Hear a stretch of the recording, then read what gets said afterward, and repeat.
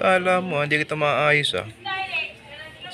Ito yung dahilan ng pagka no power ng aking Miusol i125. Ayan. Yung insulator niya na ano na. Ayan oh.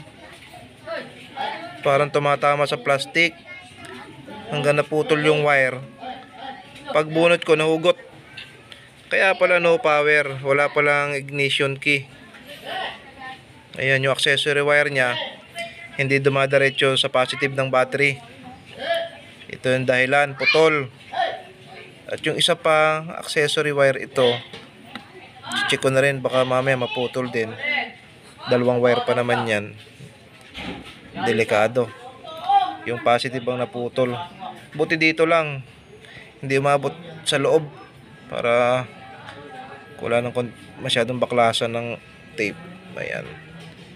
Okay, alright. Ito na siya. Kanina pag sinusi mo walang ilaw. Ngayon pag sinusi, ayun, meron na. May push start na yan. Yun. Okay.